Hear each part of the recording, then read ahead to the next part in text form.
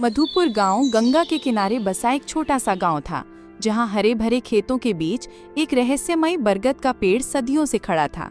उसकी विशाल जड़ें किसी प्राचीन सर्प की तरह जमीन में गहराई तक फैली हुई थीं और उसकी मोटी घुमावदार शाखाएं आसमान को छू रही थीं, जैसे वे ब्रह्मांड के अनगिनत रहस्यों को अपने भीतर समेटे हुए हों।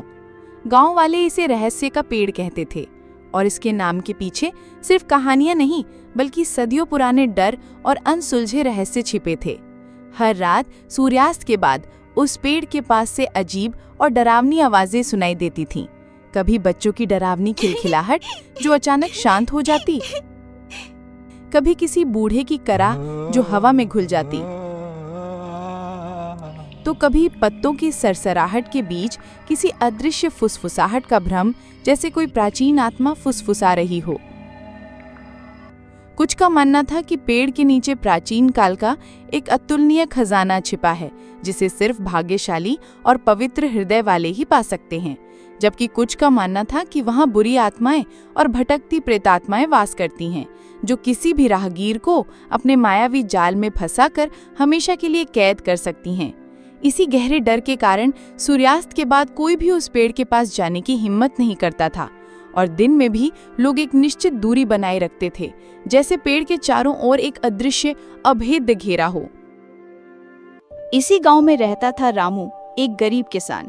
उसकी छोटी सी झोपड़ी थी, जिसकी टूटी हुई छत बारिश में टपकती थी और जिसकी दीवारें मिट्टी और गोबर से बनी थीं। वो अपने सूखे खेतों में दिन रात एक कर मेहनत करता था। सुबह सूरज उगने से पहले उठकर और रात ढलने के बाद थककर सोता था। लेकिन प्रकृति के क्रूर मार और भाग्य की निरंतर परीक्षा ने उसे कभी चैन से नहीं जीने दिया। उसका एक दोस्त था, शेखर, जो हमेशा जल्दी अमीर बनने के सपने देखता था और अक्सर हवाई किले बनाता रहता था। उसकी बातों में अक्सर लालच की चमक और जल्दबाजी की धुन होती थी। वो हमेशा आसान रास्तों की तलाश में रहता था, भले ही उसके लिए दूसरों को नुकसान पहुंचाना पड़े। गांव में सूरज, एक लालची और क्रूर व्यापारी जिसका सूदखोरी का धंधा पूरे गांव में फैला था, भी रहता था। सूरज किसी भी कीमत पर लोगों की जमीनें हथियाने और उन्हें अपने अधीन रखने को तैयार रहता था।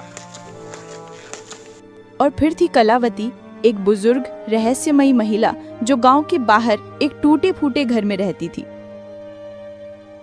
उसके बारे में कहा जाता था कि उसे जड़ी बूटियों और प्राचीन विद्या का गहरा ज्ञान था और कुछ लोग उसे डायन भी कहते थे, जबकि कुछ उसे गांव की पुरानी कहानियों का जीवित संग्रह मानते थे।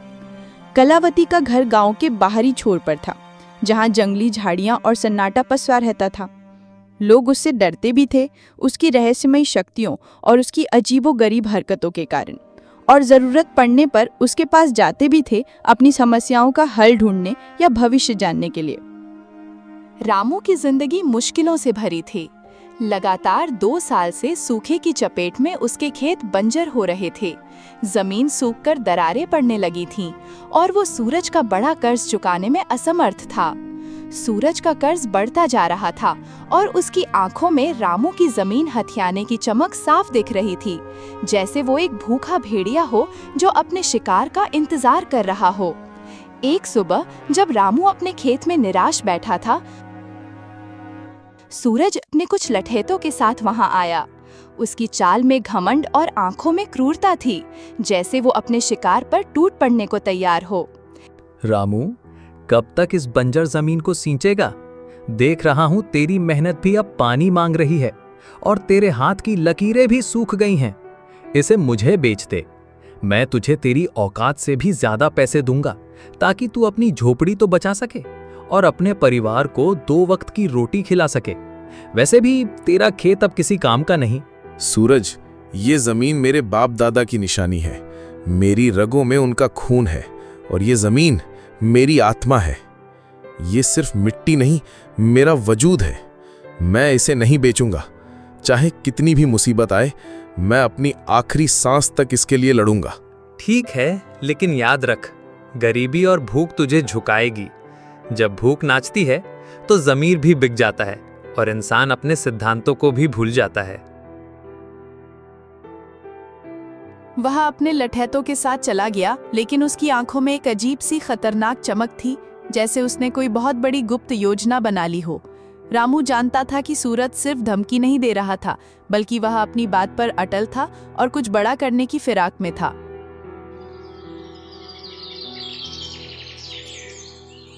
उसी शाम रामू अपने दोस्त शेखर से मिलने गया। शेखर हमेशा जल्दी अमीर बनने की नई नई योजनाएं बनाता रहता था, चाहे वो गांव में चोरी छिपे जुए का अड्डा हो या जंगल से दुर्लभ जड़ी बूटियां निकालने की बात। उसकी हर बात में एक छिपी हुई स्वार्थ की गंध होती थी और वो हमेशा दूसरों का फायदा उठाने के मौके तलाशता रहता था। रामू, सुना है ना, रहस्य के पेड़ के नीचे एक पुराना खजाना छिपा है। गांव वाले सदियों से यही कहते आए हैं और मुझे लगता है कि इस बार ये सच है। मुझे एक पुराना नक्शा मिला है जिस पर कुछ अजीब प्रतीक बने हैं। अगर हम उसे ढूंढ लें तो सारी गरीबी खत्म, हम राजाओं की तरह रहेंगे। तू अपने खेत को सोने से पाट सकेगा और मैं एक बड़ा महल बनाऊंगा जिसे देखकर दुनिया हैरान रह जाएगी। शेखर, ये सब गांव वालों की बनाई कहानियां हैं, सिर्फ डरने के लिए। कौन सा खजाना? और उस पेड़ के पास तो भूत प्रेत का डर है। तूने खुद कितनी कहानियां सुनी हैं? उस पेड़ के बारे में हर कहानी खून और शाप की बात करती है। डरने की क्या बात, अंधविश्वास है सब। डरपोक लोग ही कहानियां गढ़ती हैं। हम दोनों मिलकर जांच करेंगे, पूरी रात वहीं रुकेंगे। अगर खजाना मिला तो आधा आधा बांट लेंगे, दोस्ती में कोई कमी नहीं। शेखर की बातों में रामू को हमेशा से थोड़ी चालाकी दिखती थी, लेकिन इस बार उसकी उत्सुकता कुछ ज्यादा ही थी। उसकी आवाज में एक अजीब सी जल्दबाजी थी, जैसे वो कोई मौका हाथ से जाने नहीं देना चाहता था। रामू ने शेखर की बात को मजाक में डाल दिया, लेकिन उसके मन में एक सवाल कौंध गया। क्या वाकई उस पेड़ में कोई रहस्य था और शेखर की इतनी उत्सुकता के पीछे सिर्फ दोस्ती थी या कुछ और?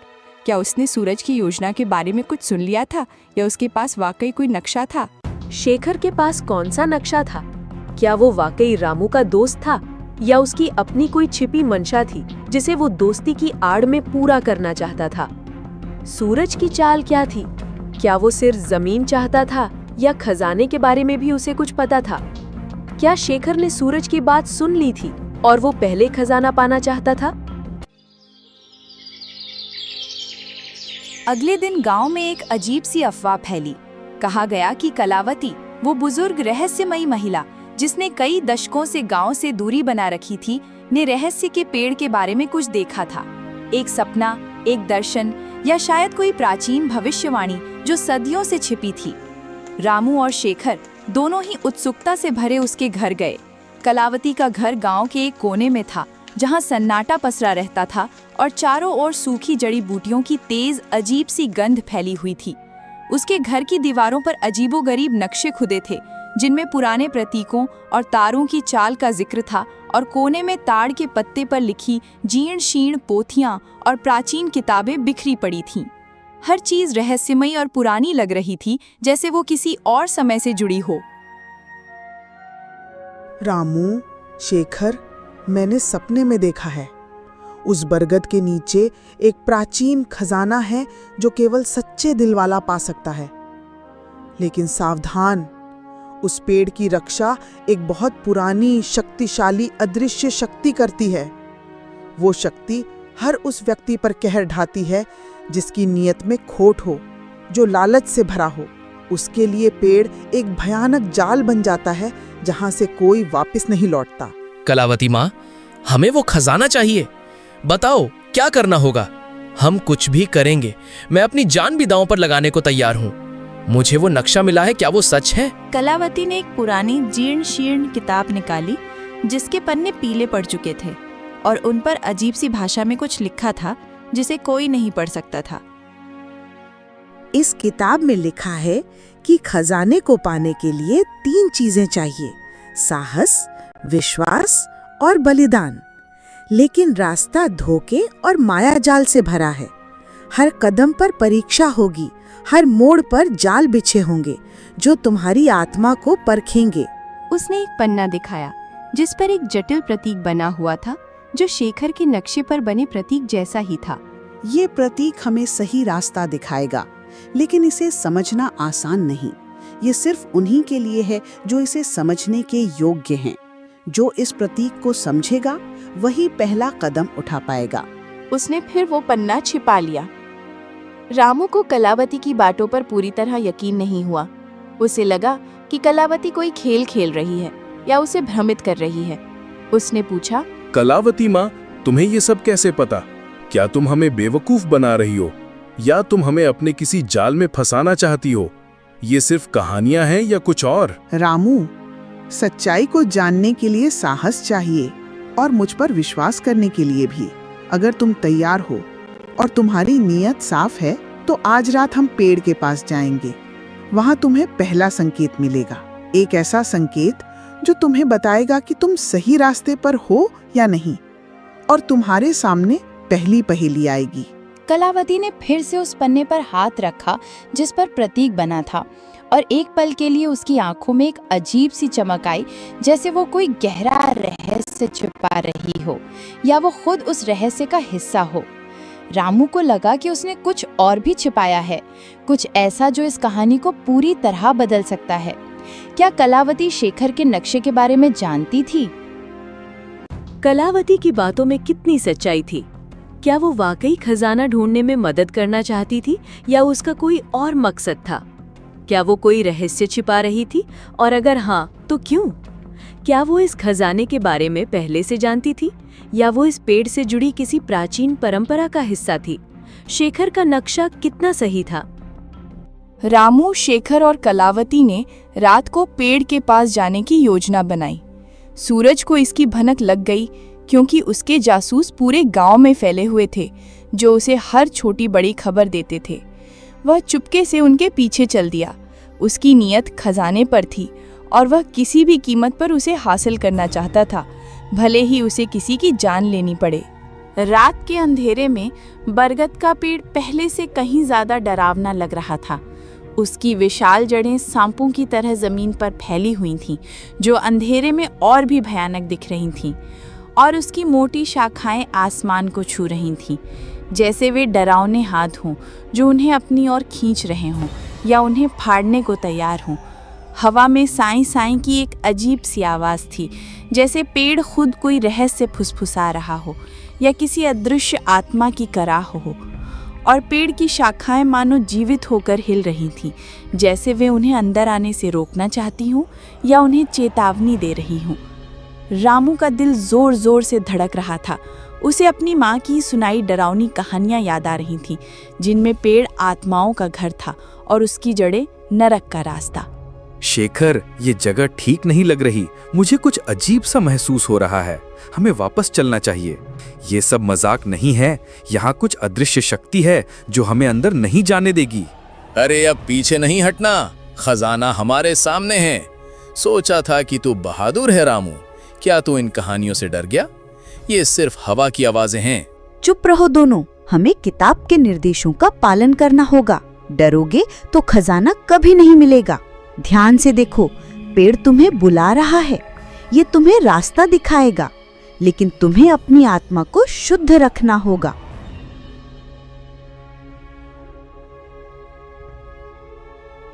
कलावती ने अपनी जीर्ण शीर्ण किताब खोली और एक पुराना जटिल मंत्र पढ़ा, जिसकी भाषा किसी को समझ नहीं आ रही थी, लेकिन उसकी गूंज दिल को कंपा रही थी। मंत्र खत्म होते ही अचानक पेड़ की जड़ों के पास जमीन हिलने लगी, जैसे नीचे कुछ हलचल हो रही हो, और मिट्टी ऊपर उठने लगी एक अजीब सी रोशनी के साथ। एक पुराना जंग लगा ताला दिखाई दिया जो जमीन में धंसा हुआ था और अजीब प्रतीकों से सजा था, जो अंधेरे में चमक रहे थे जैसे वे जीवित हों। देखा रामू, मैंने कहा था ना, खजाना यही है। हम अमीर बनने वाले हैं। हम सब मुसीबतों से बाहर निकल जाएंगे। अब बस इसे खोलना है। इस ताले को खोलने के लिए 3 चीजें चाहिए, एक साहसी का खून, एक विश्वासी का आंसू और एक बलिदान। ये तीनों चीजें एक साथ पवित्र भावना से अर्पित की जानी चाहिए। कोई भी लालच या स्वार्थ इसे भंग कर देगा और खजाने के संरक्षक तुम्हें कभी माफ नहीं करेंगे। रामू ने साहस दिखाते हुए अपना हाथ काटा और खून की कुछ बूंदें ताले पर डाली।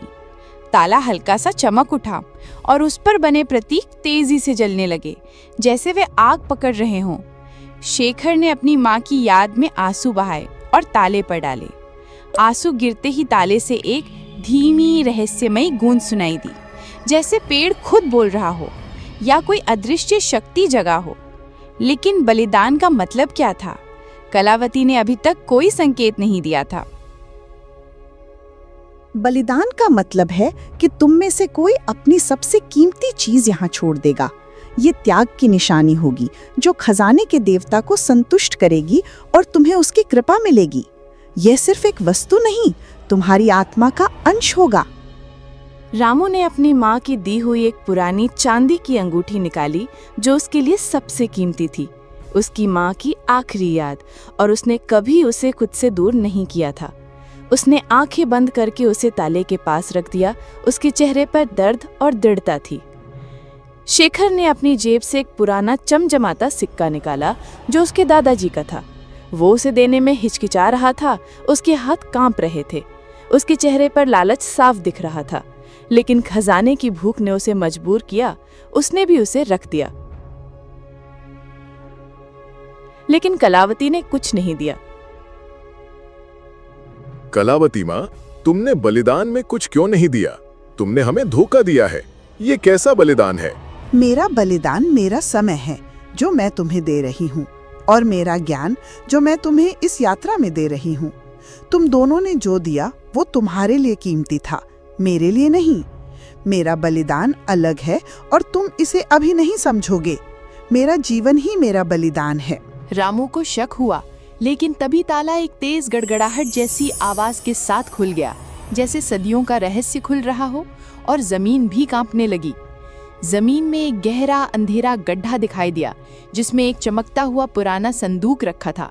उसकी चमक इतनी तेज थी कि आंखें चौंधिया गईं, और उसमें से एक अजीब सी मीठी सुगंध आ रही थी जो मन को भ्रमित कर सकती थी। कलावती ने बलिदान नहीं दिया, लेकिन ताला खुल गया। क्या उसने मंत्र में कुछ छिपाया था, या उसके ज्ञान का दावा सिर्फ एक बहाना था? क्या वो इन दोनों को सिर्फ मोहरा बना रही थी, या वो इस खजाने से जुड़ी किसी और गुप्त योजना का हिस्सा थी?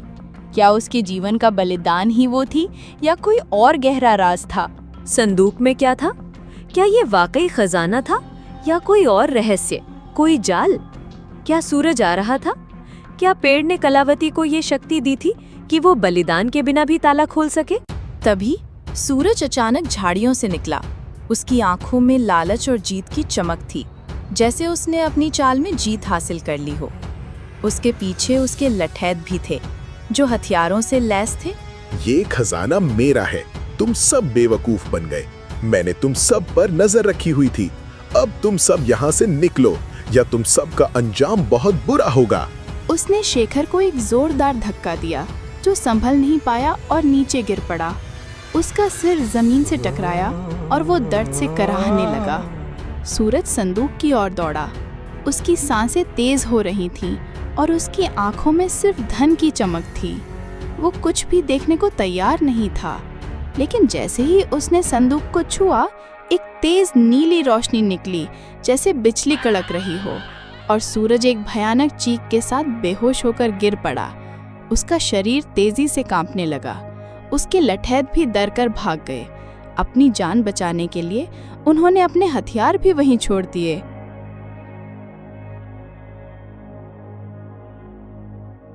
ये क्या हुआ? ये संदूक तो शापित है। ये तो भूत प्रेतों का काम है। हमें यहाँ से भागना चाहिए, नहीं तो हम भी यहीं फंस जाएंगे। मैंने कहा था ना, खजाना केवल सच्चे दिल वाला पा सकता है। सूरज का लालच उसे ले डूबा। ये सिर्फ एक चेतावनी थी जो सच्चे खजाने की ओर इशारा कर रही थी। ये संदूक केवल अयोग्य लोगों को दूर रखता है और उन्हें सबक सिखाता है। रामू ने संदूक को छूने की कोशिश की, लेकिन कलावती ने उसे रोका। रुको रामू, ये संदूक असली खजाना नहीं है।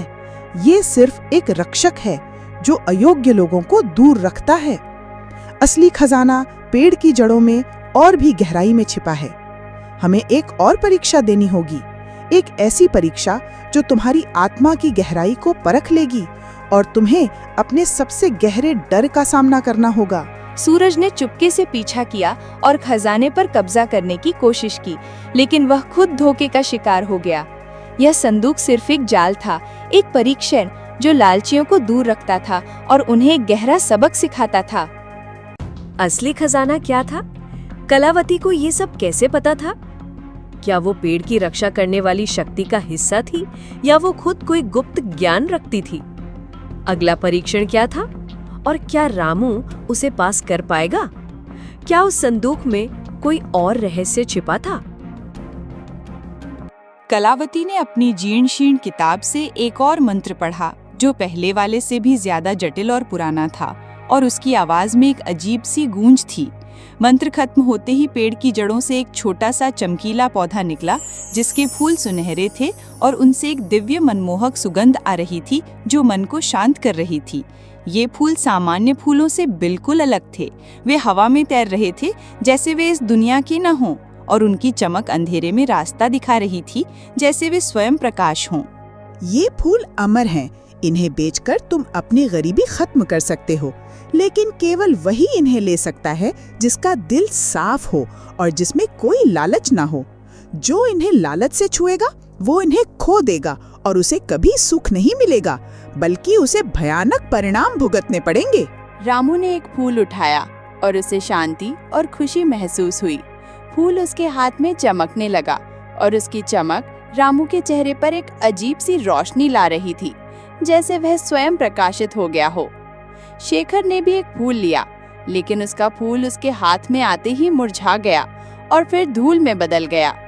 शेखर के चेहरे पर निराशा और क्रोध साफ दिख रहा था और उसकी आंखों में भयानक दर्द था। ये क्या हुआ? मेरा फूल क्यों मुरझा गया? कलावती माँ, तूने मुझसे झूठ कहा है। तू हमें बेवकूफ बना रही है। लालच और धोखा तुम्हें कभी सुख नहीं देगा शेखर। ये फूल केवल उन्हीं के लिए हैं जो निस्वार्थ हैं और जिनकी आत्मा शुद्ध है।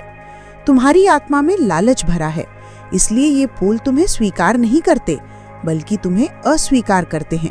कलावती माँ, तुम्हें ये सब कैसे पता? और तुमने बलिदान क्यों नहीं दिया? तुम कौन हो? क्या तुम इस पेड़ की रखवाली करती हो? रामू, मैंने तुम्हें रास्ता दिखाया। मेरा बलिदान मेरी सच्चाई थी। मेरा विश्वास था कि तुम इसे ढूंढ सकते हो, और तुम में वो सच्चाई थी। मैं इस पेड़ की संरक्षक नहीं हूँ, लेकिन मैं उन प्राचीन ज्ञान की रखवाली करती हूँ जो इस खजाने तक पहुँचाते हैं। मेरे पूर्वज इस पेड़ और इसके रहस्य के बारे में जानते थे, और उन्होंने ये ज्ञान पीढ़ी दर पीढ़ी सौंपा है। मैं इस ज्ञान की अंतिम कड़ी हूँ। उसकी आंखों में एक चमक थी, जैसे वो कुछ और भी छिपा रही हो, कोई गहरा रहस्य जो रामू अभी नहीं समझ सकता था, लेकिन जिसे जानने का समय आ गया था। कलावती ने असली खजाने का रहस्य पहले ही जान लिया था, लेकिन उसने रामू और शेखर को सिर्फ आधा सच बताया। क्या वो अपनी पहचान छिपा रही थी? क्या वो इस ज्ञान का उपयोग किसी और उद्देश्य के लिए कर रही थी, या वो इस खजाने से जुड़ी किसी और बड़ी शक्ति का हिस्सा थी? क्या वो कोई प्राचीन रहस्यमयी समाज से संबंध रखती थी जिसकी जिम्मेदारी इस खजाने की रक्षा करना थी? शेखर को गुस्सा आ गया। उसने सोचा कि कलावती उसे बेवकूफ बना रही है और वह अकेला ही सारे फूल हड़पना चाहती है। उसने रामू से कहा, रामू, ये कलावती माँ हमें बेवकूफ बना रही है। सारा खजाना वो खुद लेना चाहती है। ये सब उसका नाटक है। हमें यहाँ से भागना चाहिए। शेखर ने कलावती पर हमला करने की कोशिश की। उसकी आंखों में गुस्सा और लालच साफ दिख रहा था। वो तलवार की तरह कलावती की ओर लपका, लेकिन तभी पेड़ की शाखाएं तेजी से हिलने लगी और एक अजीब सी डरावनी आवाज गूंजी, जैसे पेड़ खुद बोल रहा हो या किसी अदृश्य शक्ति ने आवाज दी हो जो शेखर को चेतावनी दे रही थी। शेखर डर के मारे पीछे हट गया। उसका शरीर कांप रहा था और उसके हाथों से तलवार छूट गई, जैसे वो जल रही हो। शेखर, तू मेरा दोस्त है, फिर भी तुझ में इतना लालच है। कलावती माँ सही कह रही है, खजाना सच्चाई का है, लालच का नहीं। तूने मेरी दोस्ती का भी अपमान किया है और अब इस पवित्र स्थान को भी अपवित्र कर रहा है। शेखर ने अपनी गलती मानी, लेकिन उसकी आंखों में लालच अभी भी था, एक ऐसी भूख जो मिटने का नाम नहीं ले रही थी, जैसे वो उसके खून में समा गई हो। उसने चुपके से एक और सुनहरा फूल तोड़ने की कोशिश की, इस बार और तेजी से। उसने सोचा कि कोई उसे देख नहीं रहा। उसने फूल तोड़ लिया और भागने की कोशिश की, लेकिन जैसे ही वो गांव की ओर भागा, फूल उसके हाथ में जलने लगा और फिर राख में बदल गया। एक अजीब सी ऊर्जा ने उसे पीछे धकेला और वो जमीन पर गिर पड़ा। उसके शरीर में भयानक दर्द होने लगा और उसे लगा कि उसकी आत्मा जल रही है। शेखर ने रामू और कलावती को धोखा देने की कोशिश की, लेकिन उसका लालच उसे ले डूबा। पेड़ ने खुद उसे सजा दी, ये दिखाते हुए कि प्रकृति कभी लालच का साथ नहीं देती और उसके नियम बहुत कठोर होते हैं। क्या शेखर फिर से कोई साजिश रचेगा? क्या पेड़ की शक्ति उसे सबक सिखाएगी या उसे हमेशा के लिए बांध लेगी? क्या सूरज के लठैट वापस आएंगे और इस बार उनका क्या इरादा होगा? पेड़ का क्रोध कितना भयानक हो सकता है। जैसे ही शेखर जमीन पर पड़ा था, दर्द से कराह रहा था। सूरज, जो अभी भी बेहोश पड़ा था, धीरे धीरे उठने लगा। उसकी आंखों में बदला लेने की आग थी, जो पहले से कहीं ज्यादा भयंकर थी, और उसके चेहरे पर एक भयानक मुस्कान थी। उसने रामू को देखा, जिसके पास अभी भी चमकीला सुनहरा फूल था, और उसकी आंखों में ईर्ष्या साफ झलक रही थी। तो ये है असली खजाना, मैं इसे नहीं छोड़ूंगा, ये मेरा है, अब कोई मुझे रोक नहीं पाएगा। उसने रामू पर हमला किया। उसके हाथों में पत्थर था, वह रामू को मारना चाहता था, लेकिन इस बार कलावती तेजी से आगे आई। उसकी चाल में एक अजीब सी फुर्ती थी, जैसे वो हवा में तैर रही हो। उसने एक और मंत्र पढ़ा और पेड़ से कुछ विशाल जड़ें निकली, जिन्होंने सूरज को जकड़ लिया, जैसे वे उसे निगलने को तैयार हों, और उसकी चीखें हवा में गूंजने लगी। सूरज चीखने लगा, उसकी आवाज जंगल में गूंजी, लेकिन वह हिल नहीं पा रहा था। लालच तुम्हें हमेशा अंधेरे की ओर ले जाएगा सूरज। ये पेड़ तुम्हें तब तक नहीं छोड़ेगा जब तक तुम अपने पापों का प्रायश्चित नहीं कर लेते और अपनी नीयत साफ नहीं कर लेते। प्रकृति कभी अन्याय का साथ नहीं देती और वो अपने संरक्षकों की रक्षा करती है। रामू ने सूरज को देखा और उसे दया आ गई। उसने कलावती से कहा, कलावती माँ, इसे छोड़ दो, इसे एक मौका दो, शायद ये अपनी गलती समझ जाए और सही रास्ते पर लौट आए। कलावती ने अपनी आंखें बंद की और जड़ें धीरे धीरे ढीली पड़ गईं। सूरज उठा, उसका चेहरा पीला पड़ गया था और उसकी आंखों में डर और पछतावा था। वो जानता था कि उसने क्या खो दिया था और पेड़ ने उसे क्या सबक सिखाया था। वो बिना एक शब्द कहे भागा। उसकी परछाई अंधेरे में खो गई, जैसे वो कभी था ही नहीं। क्या सूरज सच में बदल गया था या वो फिर से कोई चाल चलेगा? क्या ये खजाना रामू के जीवन में शांति लाएगा या और मुश्किलें? क्या कलावती अब अपना अंतिम रहस्य उजागर करेगी और क्या उसके जाने का समय आ गया था? जैसे ही सूरज भागा, कलावती रामू की ओर मुड़ी। उसकी आंखों में अब कोई रहस्य नहीं था, बल्कि एक गहरी शांति और ज्ञान था, जैसे उसने अपना जीवन भर का कर्तव्य पूरा कर लिया हो। उसके चेहरे पर एक अजीब सी चमक थी, जो पहले कभी नहीं दिखी थी। रामू, अब समय आ गया है कि मैं तुम्हें अपना अंतिम रहस्य बताऊं। मैं सिर्फ एक जड़ी बूटी बेचने वाली रहस्यमयी बुजुर्ग महिला नहीं हूं। मैं इस बरगद के पेड़ के प्राचीन संरक्षकों में से एक हूं। मेरे पूर्वज सदियों से इस खजाने और इसकी शक्ति की रक्षा करते आए हैं। ये खजाना सिर्फ भौतिक धन नहीं है, बल्कि ये जीवन का संतुलन है, प्रकृति की शक्ति का प्रतीक। ये सुनहरे फूल सिर्फ धन नहीं देते, बल्कि ये शुद्ध ऊर्जा हैं जो धरती को उर्वर बनाती हैं और दिलों को शुद्ध करती हैं। ये पेड़ सिर्फ एक पेड़ नहीं, बल्कि प्रकृति की आत्मा है और इसका खजाना उसकी जीवनदायिनी शक्ति। तो तुम पहले से ये सब जानती थी और तुम यहाँ क्यों रुकी थी? हाँ रामू, मैंने तुम्हें और शेखर को इसलिए लाया क्योंकि मैं जानना चाहती थी कि तुम में से कौन सच्चा है और कौन इस खजाने का हकदार है। शेखर के लालच ने उसे भटका दिया और उसे अपनी गलतियों से सीखना होगा। सूरज की क्रूरता ने उसे दूर कर दिया, लेकिन उसे भी सबक मिल गया। लेकिन तुमने अपनी सच्चाई, दया और निस्वार्थ भाव से खुद को साबित किया। तुम ही इस खजाने के वास्तविक उत्तराधिकारी हो। उसने एक और फूल रामू को दिया। ये फूल अनंत हैं, जब तक इनका उपयोग अच्छे के लिए किया जाएगा। जब तुम इन्हें बेचोगे तो ये तुम्हारी गरीबी दूर करेंगे, लेकिन इनका असली मूल्य तुम्हारी मेहनत और ईमानदारी से बढ़ेगा और ये तुम्हारी आत्मा को और भी शुद्ध करेंगे। कलावती ने अपनी आंखों में एक अजीब सी चमक के साथ कहा, मेरा बलिदान रामू इस खजाने के रहस्य को इतने सालों तक अपने भीतर छिपाए रखना था। मेरी जिम्मेदारी थी कि मैं सही व्यक्ति को ये रास्ता दिखाऊं और इस प्राचीन ज्ञान को आगे बढ़ाऊं। अब मेरी जिम्मेदारी पूरी हुई। इस पेड़ की शक्ति और इसका ज्ञान अब तुम्हारे साथ रहेगा।